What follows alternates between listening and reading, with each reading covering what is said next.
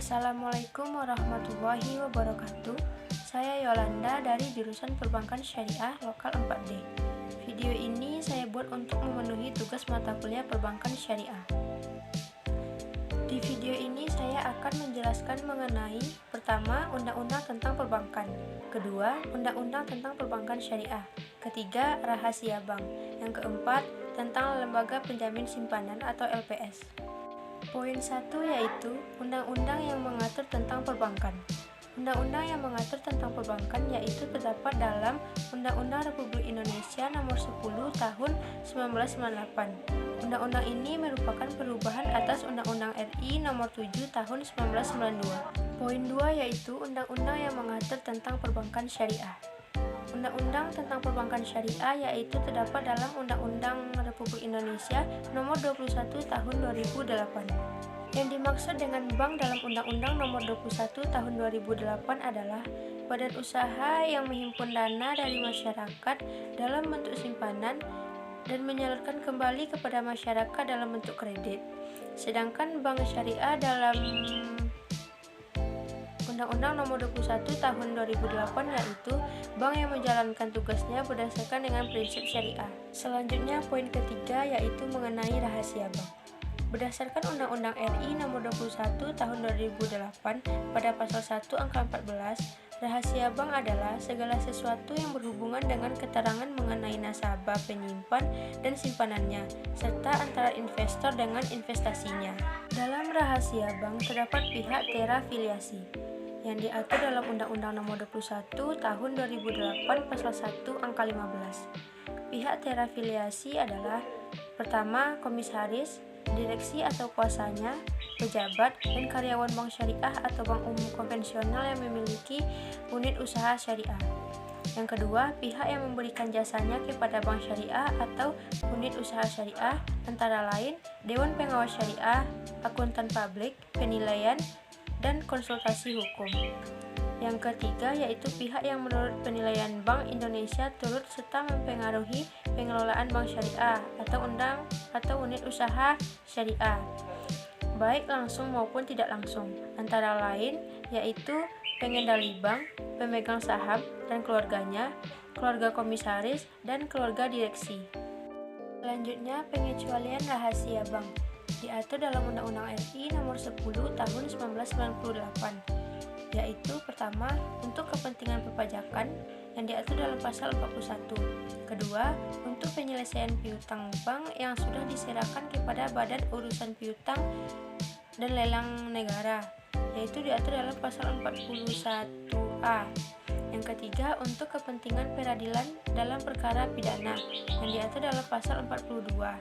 Yang keempat, atas permintaan, persetujuan, atau kuasa dari nasabah penyimpan yang dibuat secara tertulis, pasal 44.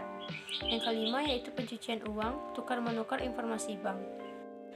Berikutnya yaitu mengenai teori rahasia bank. Pertama yaitu bersifat mutlak, artinya tidak bisa diganggu apapun alasannya. Salah satu negara yang menganut teori ini yaitu negara Swiss. Yang kedua yaitu relatif. Maksudnya, informasi yang sifatnya rahasia dapat diberikan kepada pihak-pihak tertentu. Contohnya, pihak penyidik seperti polisi, jaksa, hakim, dan lain sebagainya. Poin 4 yaitu lembaga penjamin simpanan atau LPS. LPS adalah lembaga yang independen, transparan, dan akuntabel dalam melaksanakan tugas dan wewenangnya. Dasar hukum dari LPS adalah Undang-Undang RI Nomor 24 Tahun 2004. Beberapa bank yang menjadi peserta dari LPS yaitu bank konvensional, bank syariah, bank campuran, dan bank asing. Fungsi dari LPS adalah menurut pasal 4 Undang-Undang Nomor 24 Tahun 2004 tentang lembaga penjamin simpanan mengatur bahwa fungsi lembaga penjamin simpanan yaitu pertama, menjamin simpanan nasabah penyimpan, kedua, turut aktif dalam memelihara stabilitas sistem perbankan sesuai dengan kewenangannya.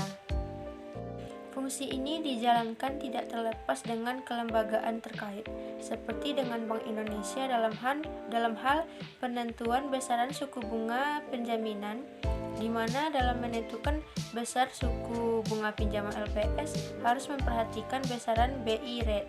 Sedangkan dalam hal nilai yang dijamin oleh LPS tidaklah memiliki kewenangan penuh untuk menentukan nilainya, melainkan harus dibicarakan dengan Dewan Perwakilan Rakyat yang kemudian ditetapkan dalam peraturan pemerintah. Adapun tugas dari LPS adalah 1. Merumuskan dan menetapkan kebijakan pelaksanaan penjaminan simpanan. 2. Melaksanakan penjaminan simpanan. 3. Merumuskan dan menetapkan kebijakan dalam rangka turut aktif memelihara stabilitas sistem perbankan. Yang keempat yaitu merumuskan, menetapkan, dan melaksanakan kebijakan penyelesaian bank gagal yang tidak berdampak sistematik. Yang kelima yaitu melaksanakan penanganan bank gagal yang berdampak sistematik. Sedangkan wewenang dari LPS diantaranya adalah 1. Menetapkan dan memungut premi jaminan. 2. Menetapkan dan memungut kontribusi pada saat bank pertama kali menjadi peserta.